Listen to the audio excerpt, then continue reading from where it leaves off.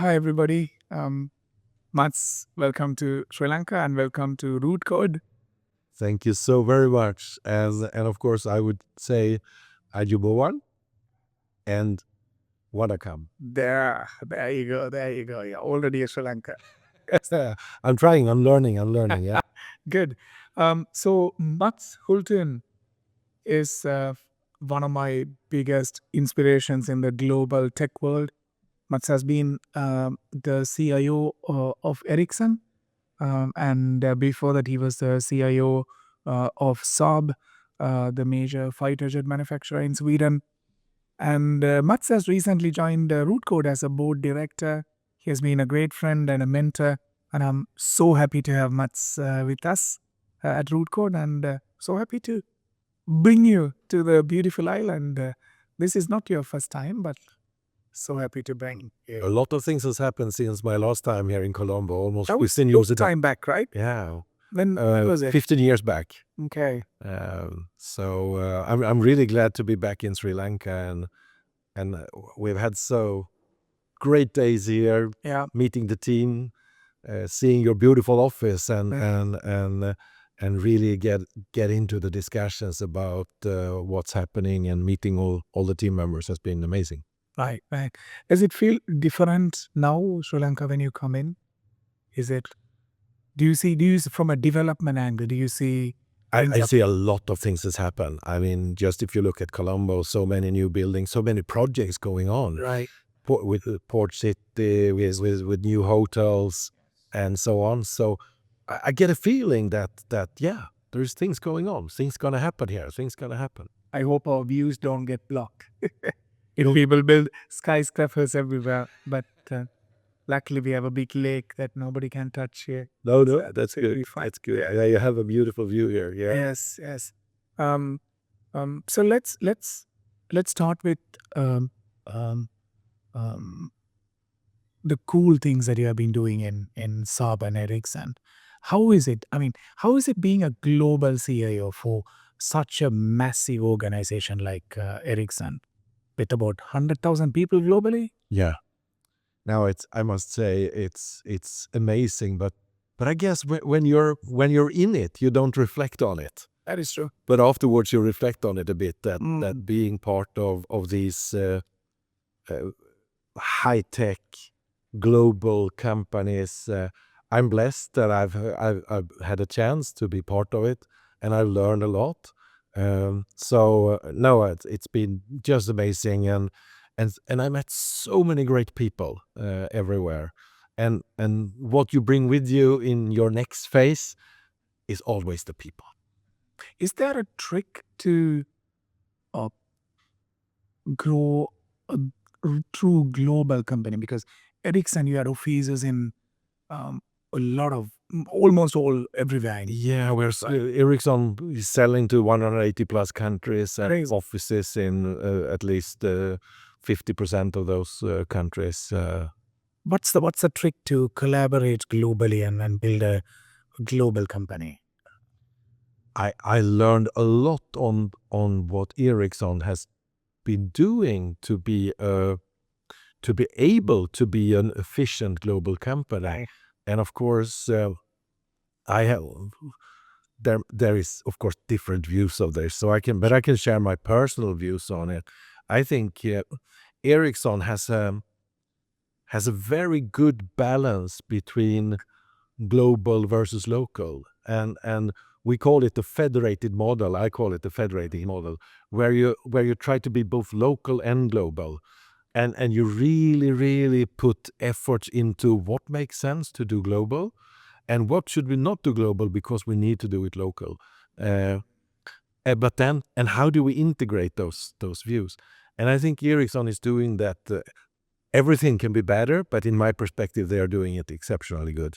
And I was so impressed when I joined Ericsson to see how efficient the global things, like when the pandemic hits, Yeah. the crisis management, how quickly people came together, and the global team knew what they need to do and the local teams need to do.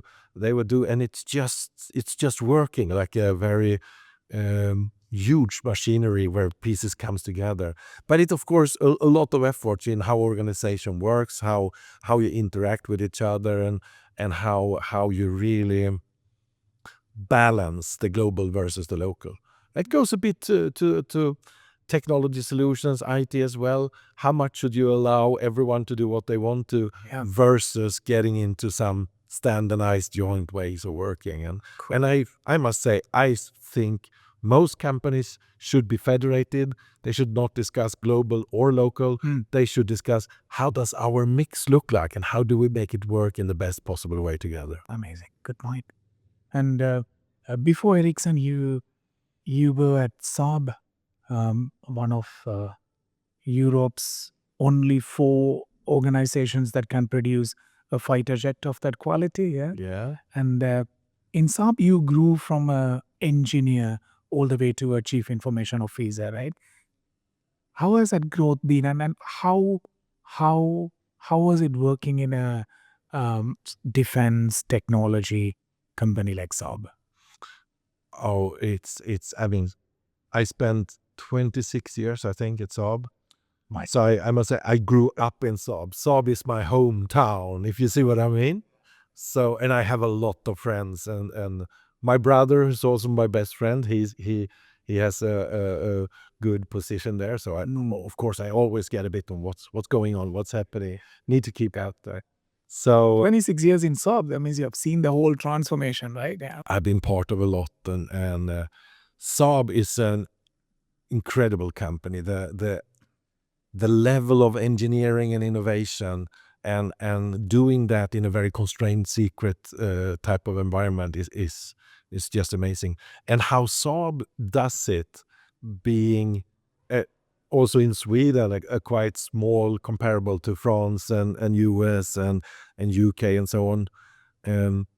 It's amazing and very much also there about an engineering culture, a culture of finding solutions, wanting to always be in the front and moving ahead.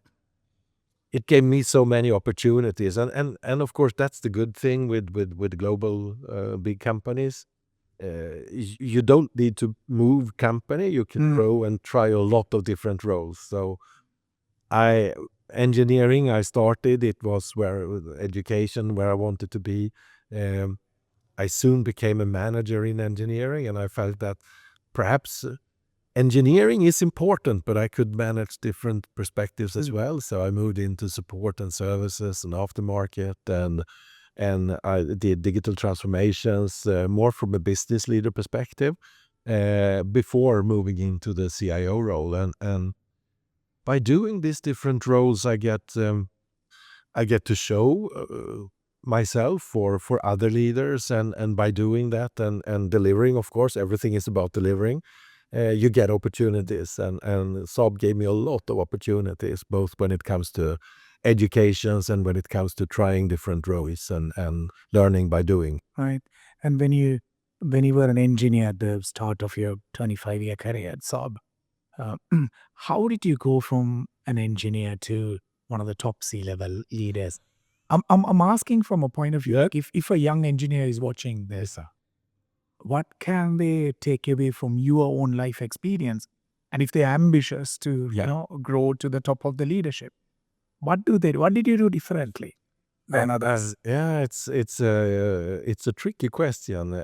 I've been reflecting on it, and it's it's about a bit deliver, be eager, really want to drive results orientation, but it's not only about that. You need to be on projects that gives you a bit of a visibility to upper management, and also take the possibilities of doing stuff that might be a bit risky, and you need to stick out your chin a bit and do that, and I think I did. How did you break through that, like being not visible as just an engineer? How did you become visible as a great engineer or a great problem solver?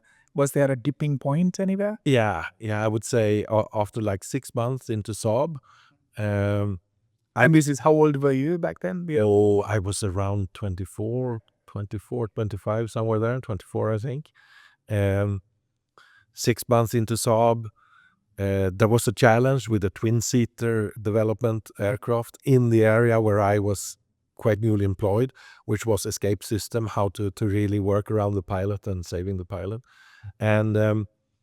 And that was, of course, a very important program, all the way up to government delivery and also a lot of global customers that we could foresee in the next steps.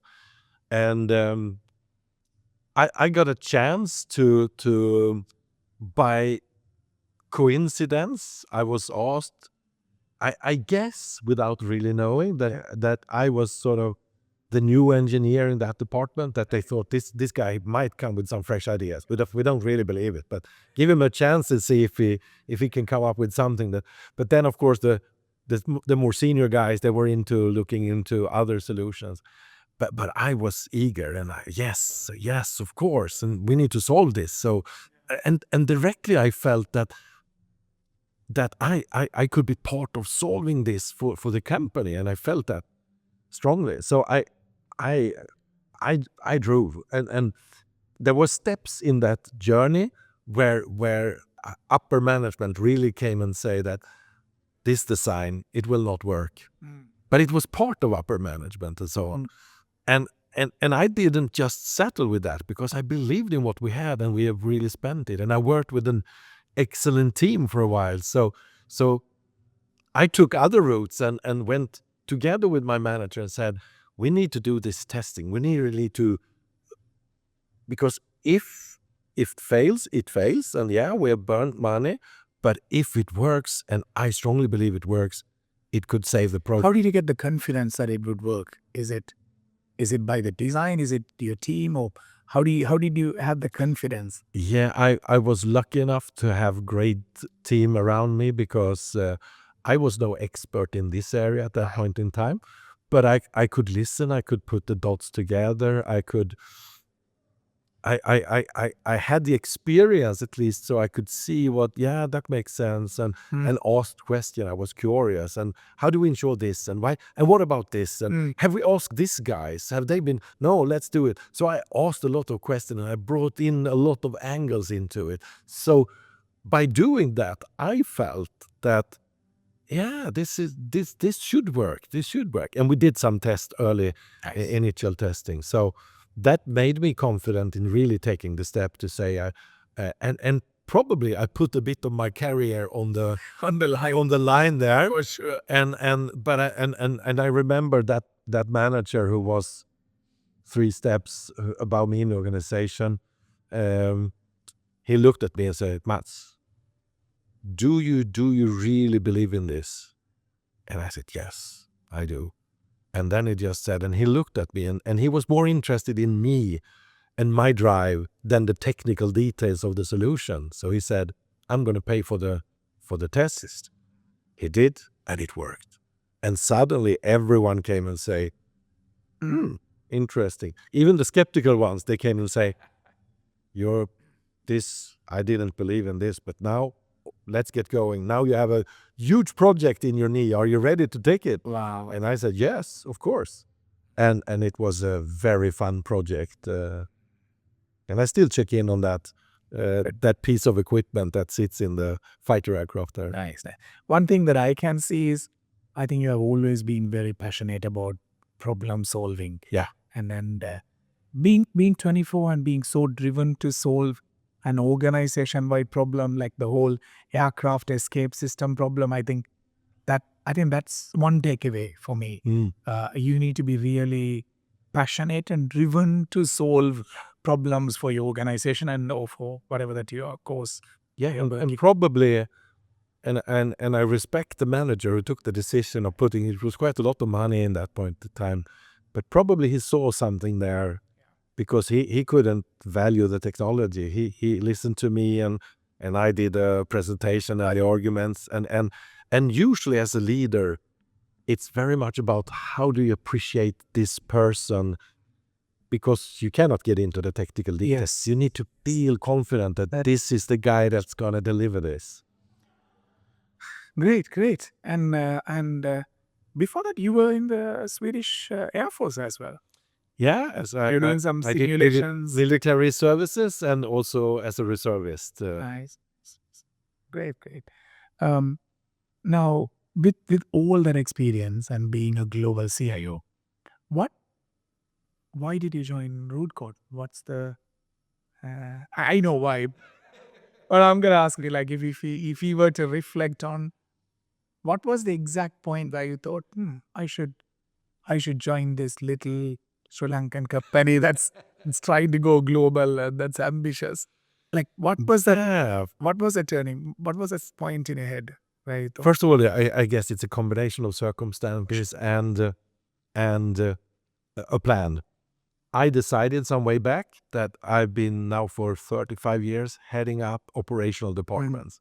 And when you run operations, you're never really off the hook. There's always something going on. yeah, Even if you have, as I've had great people to work with, there's always something that you as a manager needs to engage in and so on. So I decided that it's time for me to do something else. So I decided not to move into another operational role, right, and also to leave the CIO position at Ericsson. And I really loved the role. So it was not an easy decision. When I moved into Ericsson, I thought, 3 years, it's usually perhaps what you do, 3-4 years. I was 6 years in the role. I could have get going because I love the role, but I felt I want to do something different.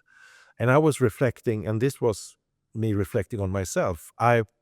With the experience I have and running so much operations, I have hands-on experience of dealing with companies, working with huge ecosystem of partner suppliers, always been interested in how things works and how you can really get collaborations into bringing a lot. Yeah.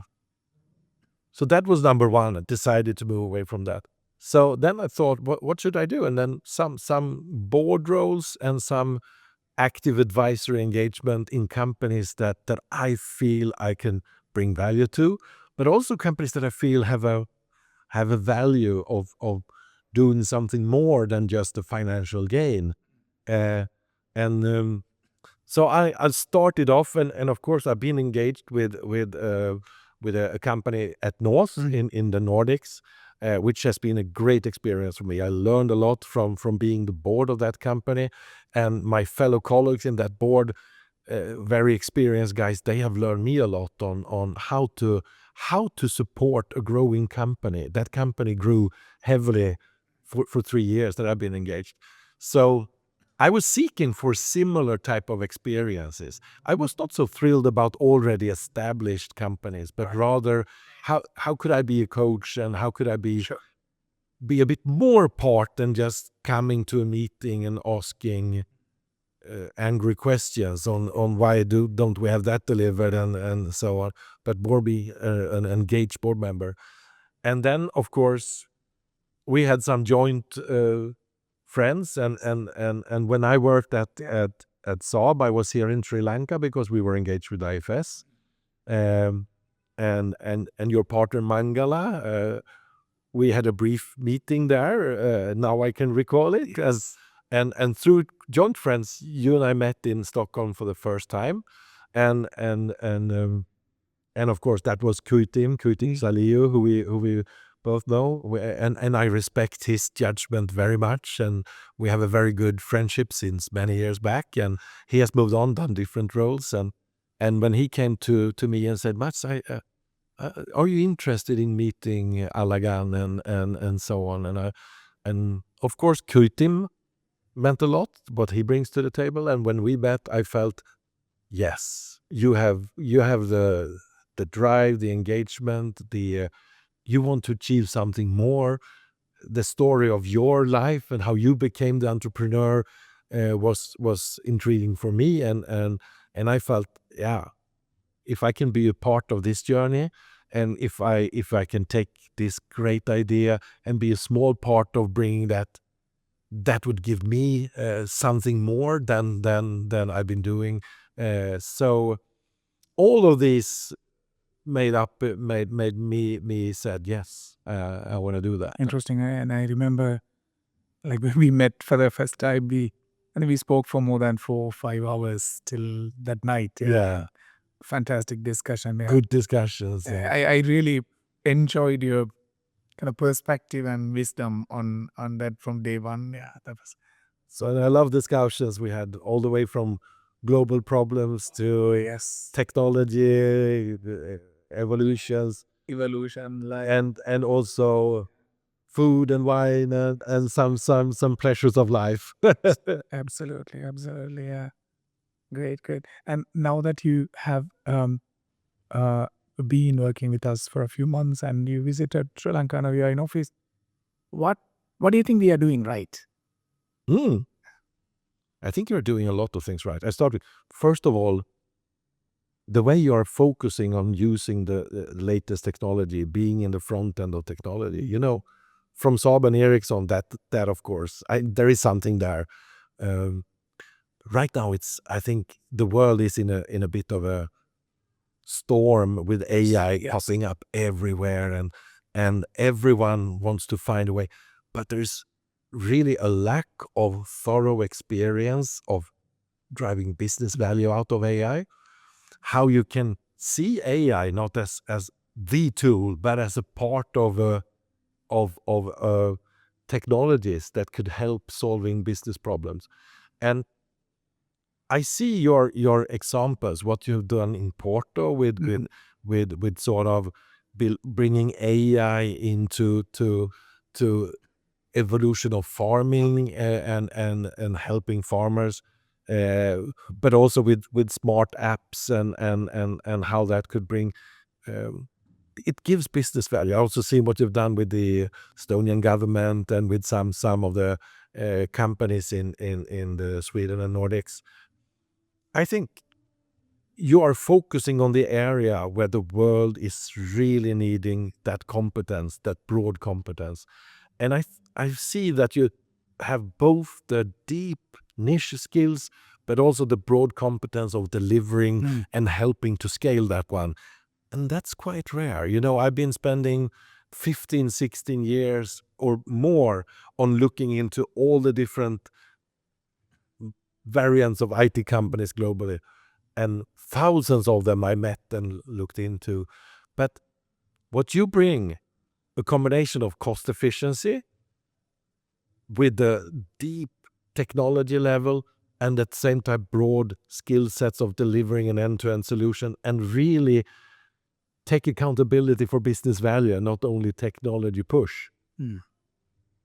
I don't see much of that. So I think that's exactly what you're doing right. And now when I've been here, I'm also seeing how come you can do that right with the thoroughness in how you employ, the culture you bring into to you have to the companies and the leadership you and Mangala bring in. I can see how that shapes this company, and I think you're right on the spot of what is needed a lot.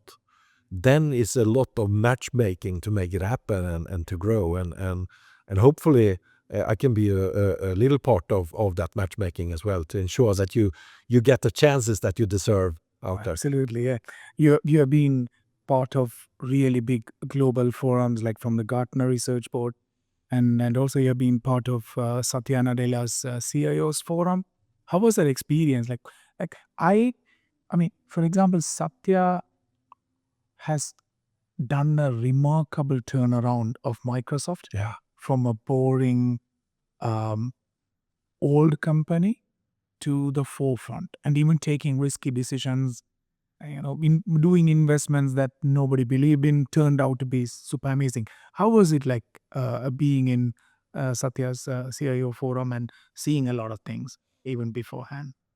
I mean, being part of and first-hand experience of the technology evolution as a technologist as I am, it's been amazing. I agree with you. How Microsoft has turned around. It's just amazing, and there's a lot of hard work behind it, and so on. Yeah, I was invited to these forums, and I must say I've been there a couple of times, and I've not been thrilled every time. But I was there when he launched the OpenAI, and I got thrilled. I got curious. So I spent several days up there, and I really want to see hands-on how it worked with the Microsoft product. And I was impressed. So hearing Satya's explaining for us in the CIO forum, and then meeting his leadership and discussing this, and then getting into the guys that have done the work and letting them demo. And I came home to my team and said, hey guys, some big things are about to happen. We need to double down on this. We need to be quick on this one. And we started off very early. And quite soon, my CEO and my leadership at Ericsson tells me that even if I was the first down there and we started off that, oh, we are already too late. We need to do much more, much faster. And amazing moment, that one. Then, of course, after that, so much things has happened, and it's just like a explosion in the world with all the AI popping up. But it's been amazing, and it's been really. I'm blessed to have experienced that. So Nice. Where do you think AI is going, and how do you think it's gonna impact industries, in your opinion? I think AI, and I must say that AI together with other solutions, because AI is not the tool for everything. There is machine learning, there is low code, there is automation solutions, and there is Gen AI, there is agentic AI, and we will see much more coming of different variants. But if you take it as a theme, it will impact a lot. I would even dare to say most things over the next 5 years. I think at the same time, I think a lot of leaders will overestimate the impact it will have and the effort to get that impact, because they've seen what ChatGPT and other things could do with informations and supporting, and it's so easy to transfer that into everything, but it's so easy to forget the underlying effort on the data that is needed to make these AI solutions really working. So I think a lot of things will happen, but I also think that a lot of leaders are still and will continue to underestimate the effort to get there. But that also creates a challenge, and probably that's a good drive. But there's a lot of things to it. I already see it reshaping pharmaceutical, healthcare, where you can get much faster testing into, so you can get important medicine out earlier.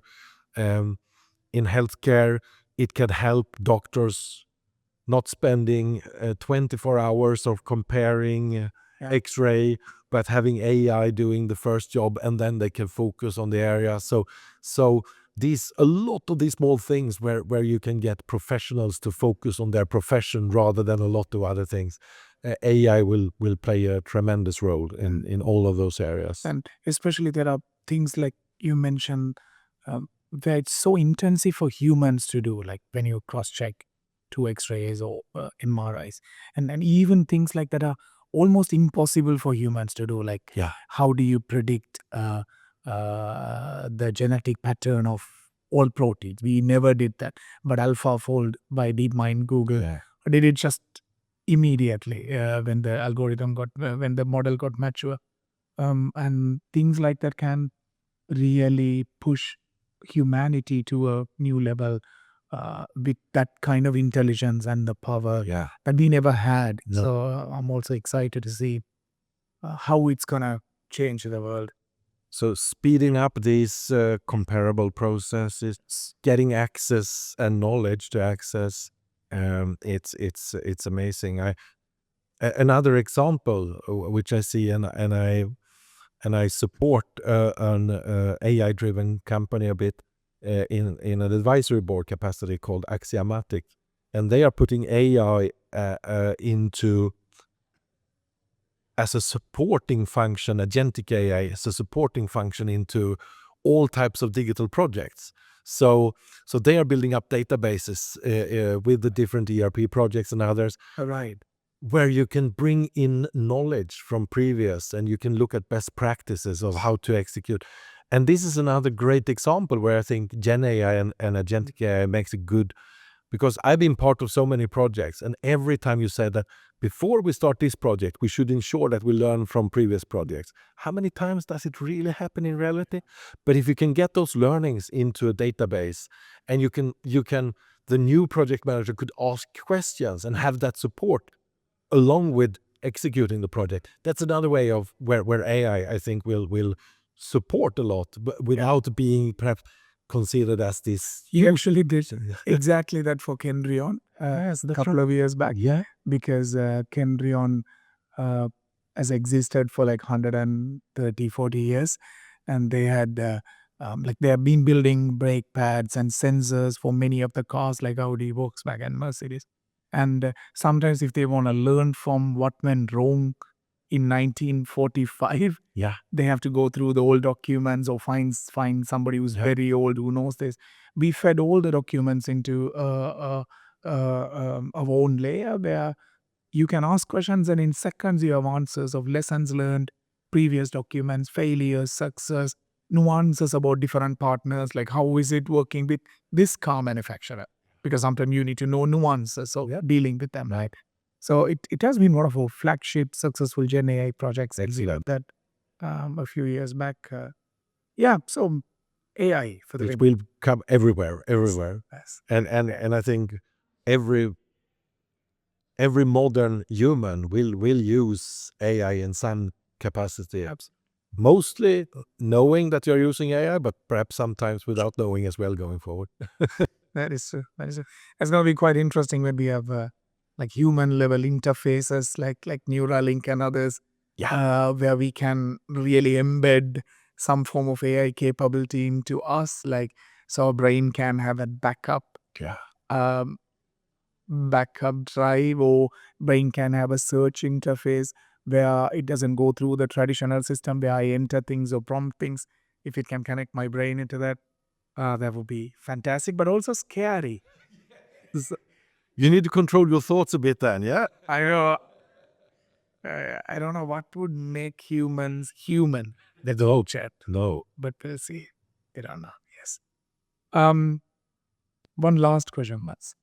For any aspiring young person who is watching this, what's your advice? If they are ambitious, if they want to build great things, if they want to build a company, if they want to grow in a company and become a leader at some point, if they want to even become a specialist, want to get better, what's your advice for young people? There are a lot of advices. Let's see. I'll start somewhere without any order of preference. Yes. Continue to be curious. I'm a bit old, but I'm still very curious. I want to learn. I want to. I don't, and I want to learn. Not because I want to excel. I want to learn because I want to understand a bit. Oh, interesting. That could be used. That could be used. So if you want to be a leader in technology, be curious, but not to excel. Not in this case to be the best in the world. Because if you want to be best in the world in something, you need to double down on that thing so much that you will lose sight of other things. So if you want to be a leader and if you want to grow in that case, don't be curious to excel. Be curious to understand the bigger concept and to put it into place, and to know that these are things you need to consider so always try to see things bigger than a bit of the problem that you're facing right now. So that's one thing. Be curious and continue to be that, and ensure to work with people that you enjoy working with, and that you learn from and that you can learn from, because that brings something more to work, and that will help you sustain, but it will also help you to grow. And most of the things I have achieved, I haven't achieved. It's a team that have achieved it, and I've been part of it. I've been leading it or had a leader role of it, but it's if you go with the intention, it's more important to be part of it than taking credibility for it. I think that's very important. Be part of a good context. Ensure that you enjoy the team that you work with. That's the second one. And then always be here, but always have a bit of a what's next.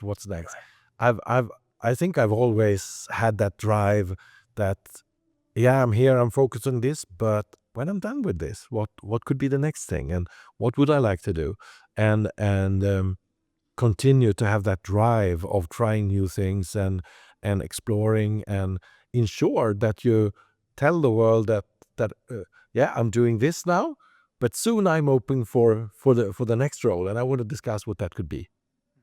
So be open, transparent in that with Great. your environment. Great. Thank you so much, Mats, for your time. I always wanted to sit down with you and then ask you some of these questions and record it. Luckily, finally, we managed to do it in this beautiful setting. Yeah, in this beautiful Sri Lanka. couldn't be better. Enjoy your week, and we will see you soon. Thank you, Mats. Thank you, so Oliver. much. And let's build a great tech together at Rootcode. Yes. All right. Thank you, guys. Thank you. Thank you for listening.